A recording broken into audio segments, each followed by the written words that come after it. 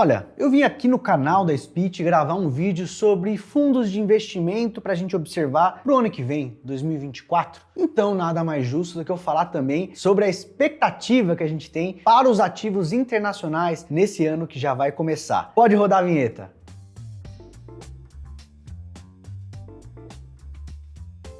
Vamos lá então, pessoal, vamos falar sobre ativos que podem performar bem no ano que ainda vai começar. Afinal, a gente está aqui naquele momento de planejamento, momento de olhar para nossa carteira, ver o que funcionou, ver o que não funcionou, ver o que a gente poderia ter feito de melhor. Agora, desde já vamos alinhar as expectativas, porque no final do ano, não necessariamente é o momento de você virar a casa de ponta cabeça. Se você já tinha um planejamento estrutural bem feito, você vai chegar no final do ano para fazer ajustes pontuais, não é revirar o plano, porque às vezes tem um ano que é péssimo mesmo. Veja 2022, um ano que quase tudo caiu. Ações brasileiras sofreram, fundos imobiliários no Brasil sofreram, ações internacionais, renda fixa internacional. Foi difícil encontrar alguma classe de ativo que tenha performado bem. Então, uma carteira bem montada também sofreu em 2022 e isso não significaria que você deveria virar sua carteira do avesso para começar o ano de 2023, até porque se você tivesse feito isso, provavelmente você teria caído ali naquela questão do market timing, queria tirar risco, porque foi um ano tão dolorido que ninguém estava afim de tomar risco em 2023 e olha o que aconteceu. Bolsas vão terminar o ano com uma ótima performance. Então, se você desconfigura o desenho da sua carteira estrutural, você pode ser pego ali de surpresa, ter uma performance ruim, porque você tentou tirar risco no momento que o mercado estava perto de se recuperar, por exemplo. Agora, para 2024, a gente ainda tem muita incerteza. A tônica da nossa discussão vai continuar sendo política monetária em países desenvolvidos, principalmente nos Estados Unidos. Estados Unidos estava subindo juro, uma velocidade intensa, isso estava demorando para ter reflexos na economia. PIB norte-americano continuou surpreendendo, o mercado de trabalho continuou super sólido, isso realimentava alguns medos. Caramba, como que a gente vai trazer inflação para a meta se está todo mundo empregado, se a inflação salarial está ali, ou seja, cada vez mais as pessoas estão ganhando mais dinheiro e a economia está forte, isso não vai desaquecer a inflação. Poxa, 60%, 70% do PIB dos Estados Unidos é o consumo das famílias. O pessoal não estava dando um cheiro ali de que ia parar de consumir, não. Então isso dava essa incerteza e fazia com que o Fed reafirme a todo momento o compromisso que ele tem. Ó, eu tô subindo o juro para levar esse juro para patamares restritivos, que eu preciso ver uma desaceleração. Por mais que seja triste pensar em aumento de desemprego, isso vai ter que acontecer, porque senão a gente não traz a inflação para a meta e a inflação é muito danosa para o bolso dos norte-americanos. Isso tem sido mais ou menos o discurso do Fed ao longo dos últimos anos, né? E agora a gente está no momento onde parece ter ficado claro que o juro chegou ao seu limite. A gente teve, na última divulgação de dados econômicos, alguns sinais mais claros de que essa economia está começando a sentir o impacto. Reforçando aqui para nós, analistas de mercado, que, poxa, esse juro já está em patamar restritivo. Ele está num nível que, se ele for mantido aqui, ele já vai ter capacidade de desacelerar essa economia. A gente não precisa subir mais. E aí, quando a gente começa a perceber que esse juro chegou ao final do ciclo de alta, o que a gente vai começar a sonhar, né? Vai sonhar com o momento em que ele vai poder ser cortado. Obviamente, ainda está muito incerto quando isso pode acontecer. E isso é bom para nós, investidores, porque se já tivesse claro agora que esse juro já vai começar a ser cortado em janeiro, a gente já teria perdido um rally. O mercado antecipa tendências, tá? Então, o melhor momento para a gente começar a montar a posição é justamente agora, onde a convicção está muito alta de que o juro não sobe mais e ainda está incerto sobre o início do corte. A gente está com um patamar interessante para começar a empilhar os tijolinhos da nossa carteira internacional. E se a gente tiver um início do ciclo de corte no ano que vem, a gente vai ter uma perspectiva muito positiva para várias classes de ativos internacionais, não só uma ou outra. Obviamente, a que iria performar melhor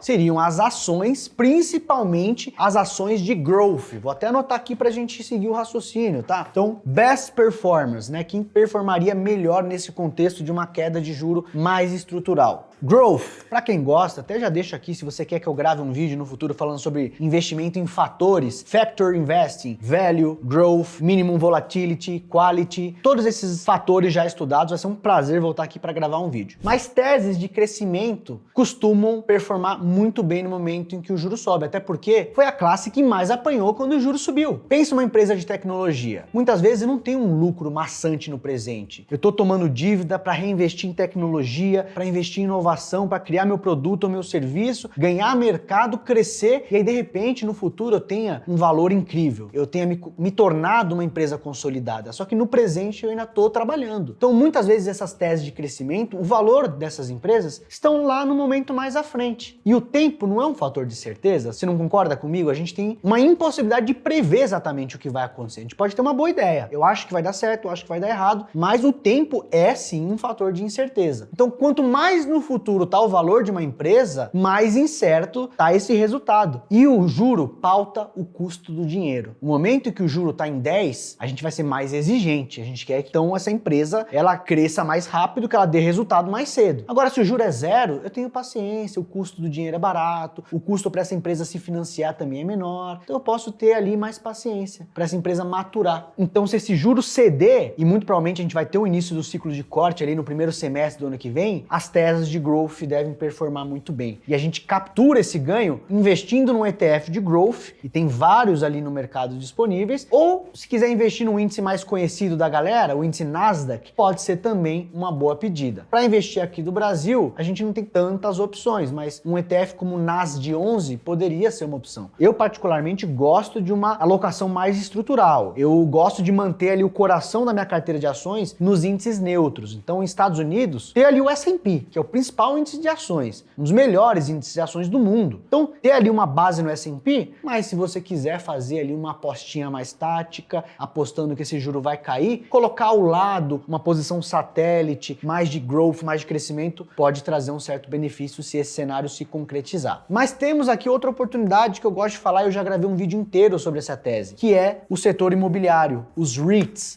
os primos gringos dos fundos imobiliários que a gente tem aqui no Brasil. Por quê? Eles estão sofrendo muito com esse momento de juro alto. Então é natural a gente imaginar que se o juro arredar um pouquinho, eles podem se beneficiar. Só que tem um diferencial. Ao contrário das ações, que tem aquela discussão se já não está muito caro, se já não está esticado os valuations, a gente está vendo descontos tremendos quando a gente olha para o mercado de REITs. Nos REITs é um pouco mais objetiva aquela continha do valor justo, porque você consegue precificar o valor de um prédio, por exemplo. Então você tem um fundo lá, um REIT, que tem um prédio lá dentro, minimamente você sabe quanto aquele prédio vale, então você consegue chegar ali na conta do valor patrimonial daquele REIT e comparar com o valor da cota de mercado para ver quanto está sendo negociado. E a gente está encontrando, em média, um desconto muito grande na indústria no momento que o resultado operacional dos REITs não está tão afetado. 2022 foi um ano em que a gente acabou com um tremendo desconto e foi um ano recorde para o resultado operacional dos REITs. Então, se a gente tiver correto com esse início do corte de juros no ano que vem, essa classe que está muito machucada, que não andou muito em 2023 e que está com resultado operacional ali, ok, tende a andar e muito. E por último, não vamos descartar os bonds. A renda fixa internacional. Por quê, pessoal? A renda fixa lá fora, ela é majoritariamente pré-fixada. Aqui no Brasil a gente tem um título indexado à inflação, né, IPCA+.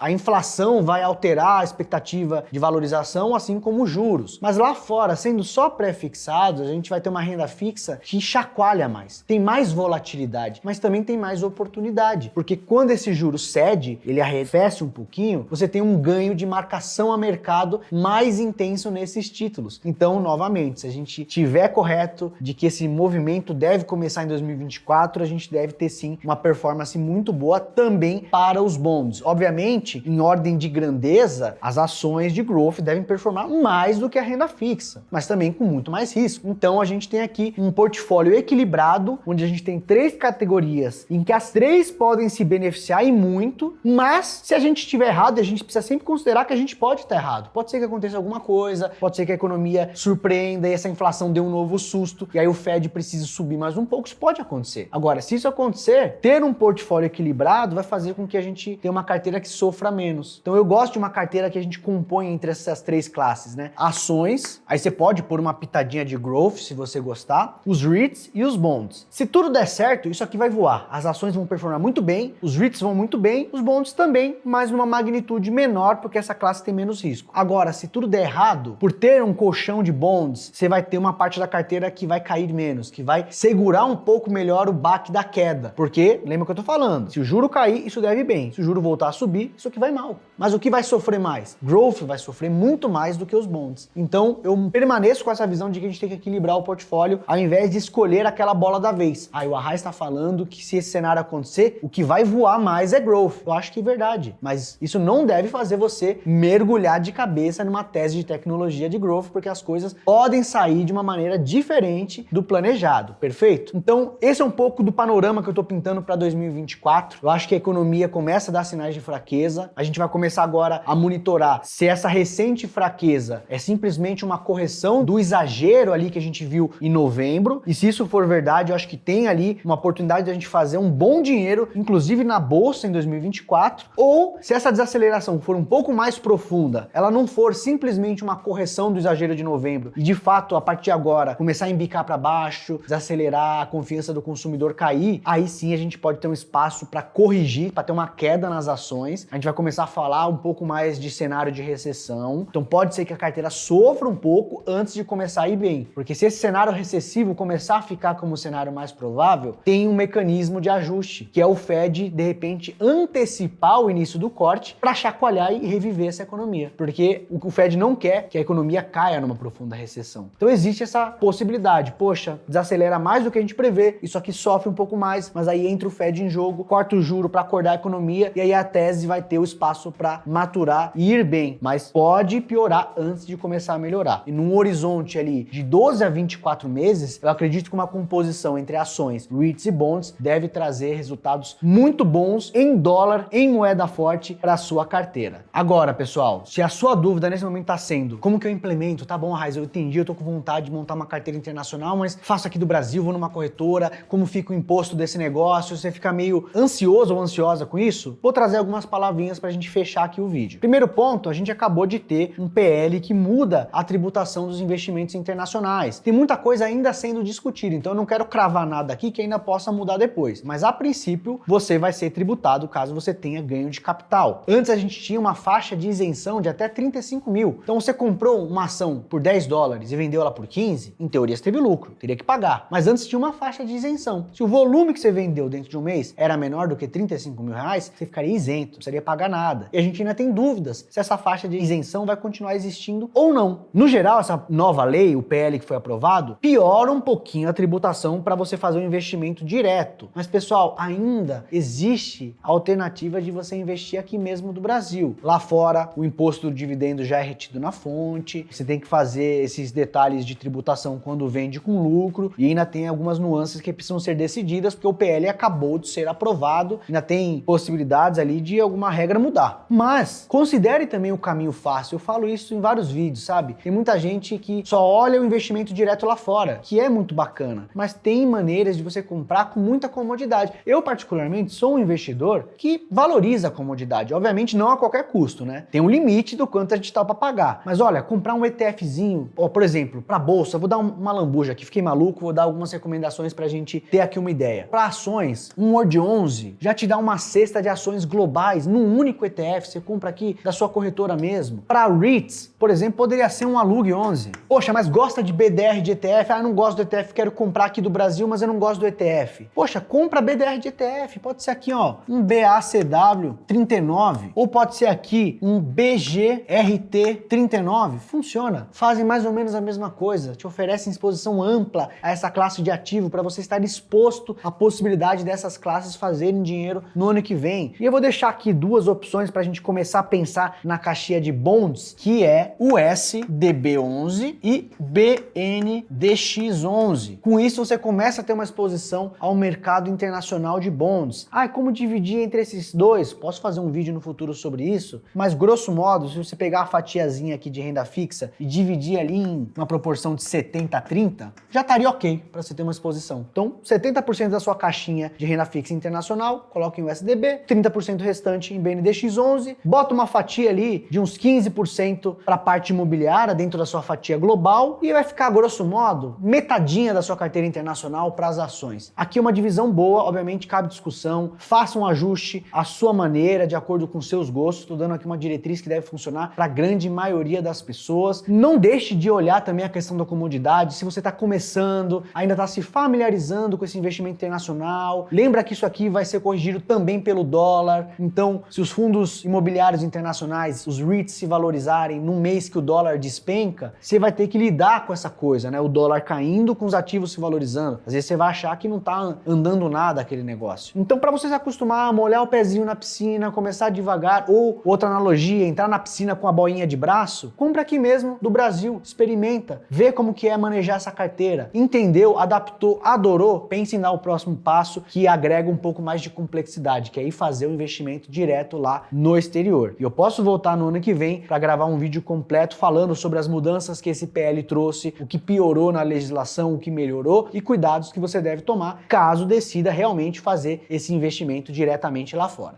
Mas vou ficando por aqui e antes de me despedir, eu quero que você mande aqui embaixo nos comentários se você já tem uma diversificação boa como essa, com renda fixa internacional, com REITs, com ações e me conta se você investe daqui do Brasil ou se você prefere comprar diretamente no exterior. Um grande abraço e até mais!